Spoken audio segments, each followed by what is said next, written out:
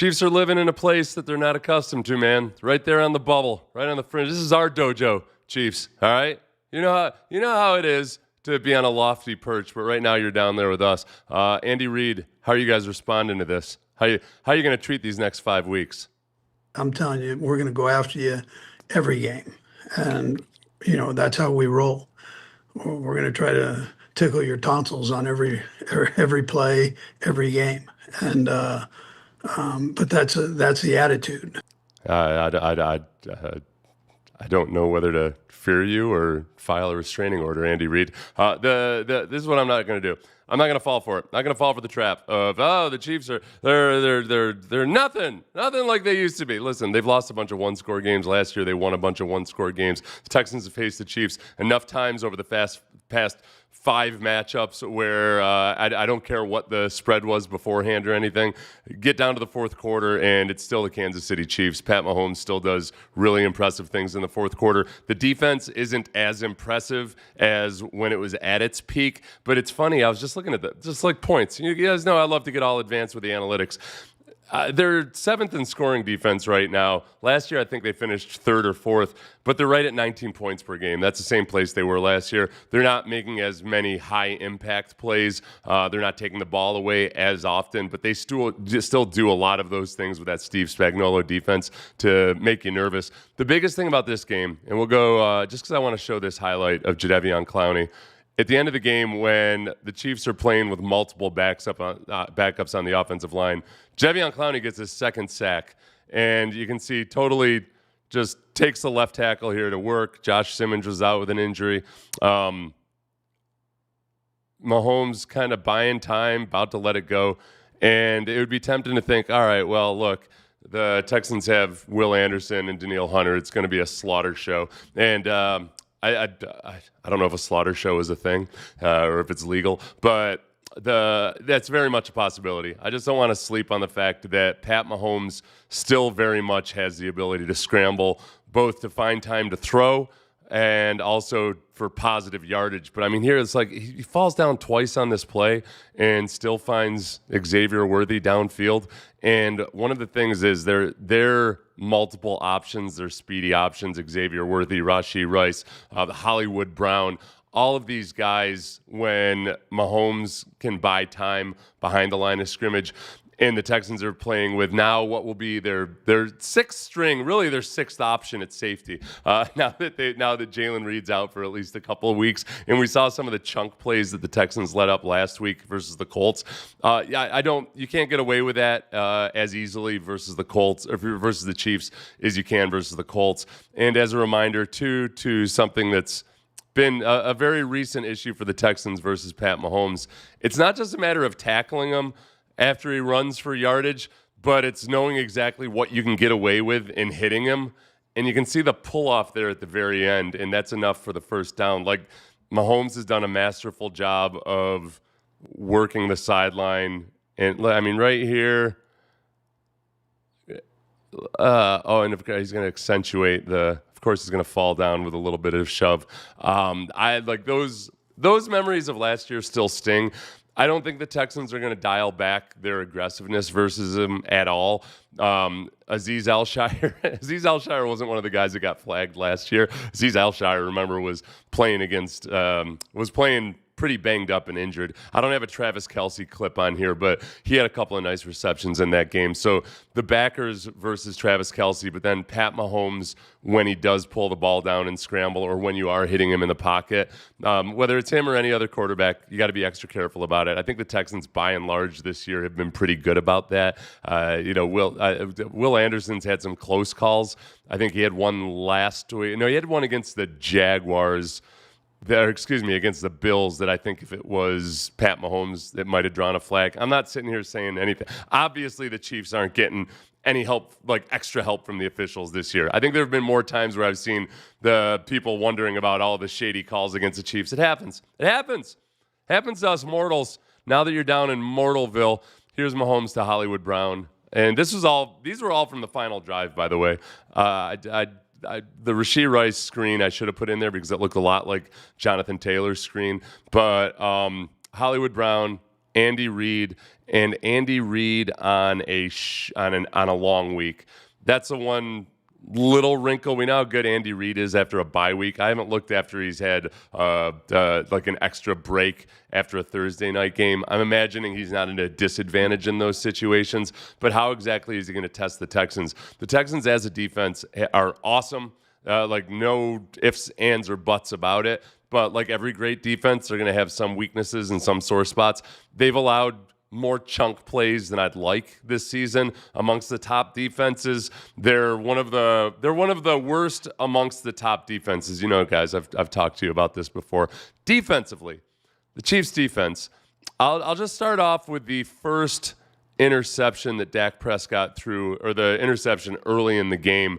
And Romo thought that he'd been fooled by the coverage. I don't think it was that. I think it was more this. When you watch the end zone, they do a great job of disguising their blitzes. And right here, the body language, everything, they do a really good job. And he throws a duck up there. They do a really good job of looking the same, whether they're blitzing or not. You don't see guys all jittery and giving away exactly what they're going to do until right before the snap. Look at 32 there over the center. Looks casual, times it up with a snap perfectly. A lot of defenses, quarterbacks have good tells on whether or not they're coming, and the offensive linemen have good tells on it, and the Chiefs just don't do that. And Spagnuolo is still going to do the things he's always done, which is be very, very selective in when and how often he blitzes. And the thing that I think about that's much different about the Texans' offensive line this year and their pass protection operation in general is that they're just clued in. They're not making the same mistakes versus overloaded fronts and other looks that we've seen that just gave them so much trouble last year.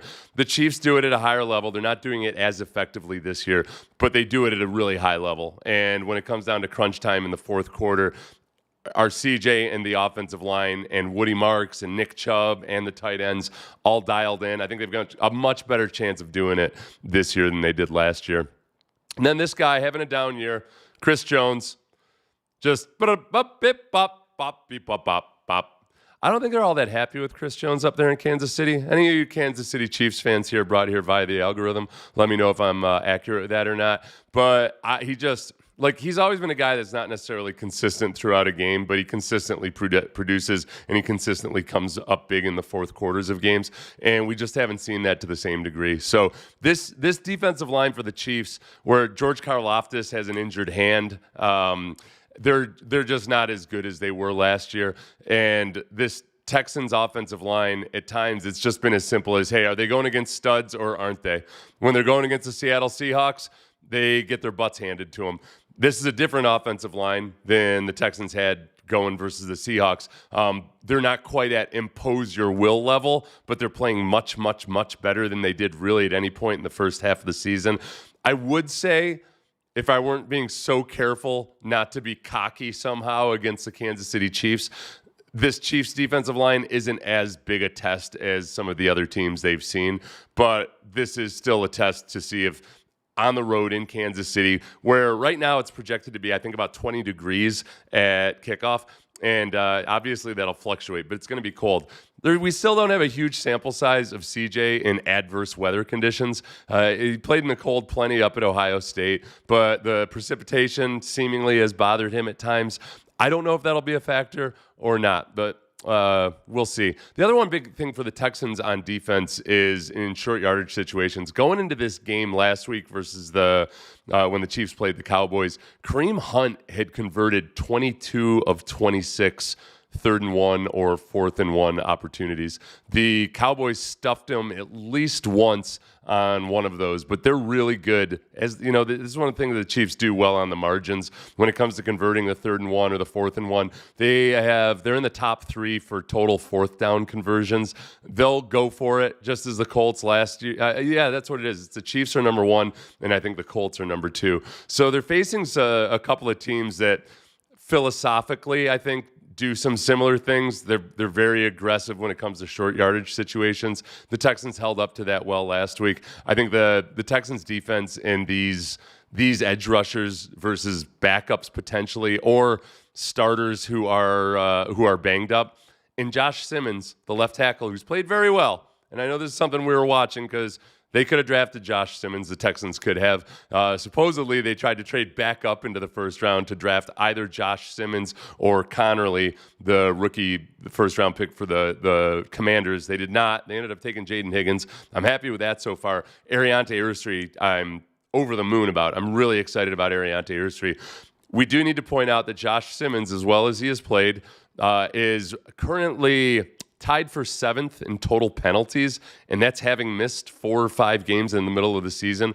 And that's Ariante Urstry has played more games and has fewer penalties.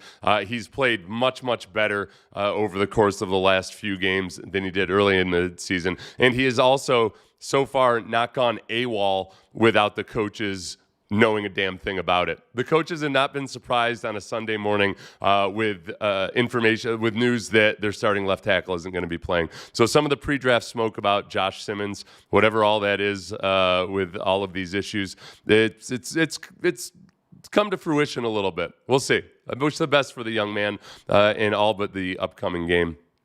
Let me see some of these comments. Let's see. Snap count means he has a certain number of snaps that he plays overall, correct? Or is it snaps between rotating out for a play or two? I don't know who you're talking about necessarily, but I apologize. Yeah, Trey Smith is hurt. They've got everybody's hurt. Simmons has a hand injury. Thank you. Saw some Chiefs this year. Jones looks like he's on a snap count. Gotcha. Not every down player, they rotate him. And yeah, he's been banned. Like the Chiefs have had some critical injuries, like Karlaftis right now seems to be another one of them. Aziz missed the regular season game against the Chiefs. Yeah, but he was in there for the playoffs, remember? That is what I was referring to. Let's see. Both tackles are out, I believe. What's the report on Trey Smith? If the tackles are definitively out, that's what I assumed, and I had seen it was leading up to. I didn't even know if it was definitive or not. But if all 3 of them are out, look, it's an opportunity. It's a really good opportunity. The Chiefs started off as 4.5-point favorites. That got quickly dialed down to 3.5 points. And that basically says the Chiefs and the Texans are equal teams because the Chiefs have the home field advantage. I might give the Chiefs, and I know the players change from year to year, but I might give the Chiefs an extra half tick just simply because it's the Chiefs' home field advantage versus the Texans. That's my own emotional vibe on it, but it's a loud place to play. It's a fun place to play as an opposing player, because as a defensive player, just because it's so loud. I never had to deal with any of the noise or anything. I just got to sit on the bench while the offense was on the field and appreciate just how incredibly loud it was. And the other thing, my other memory from Chiefs games, Chiefs fans will appreciate this. I was a rookie, and I was on field goal protection. And I can't even remember how much I had played up to that point, but it was either my first or second year in the league. But this is still, even if it was my second year in the league, it was a welcome to the NFL moment.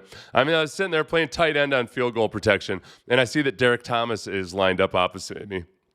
And my first thought was, wow, Derek Thomas isn't as big as I thought he was. And then he blasted the hell out of me. That did embarrass. I looked like that center did last week when Will Anderson lined up as a linebacker and trucked him. That was the hardest I've ever been hit by somebody that I had just a couple seconds before been saying, "Oh, he's not that big." It was a welcome to the NFL moment, kind of demoralizing, but very impressive by Derek Thomas. Obviously, rest in peace. What a stud of a football player.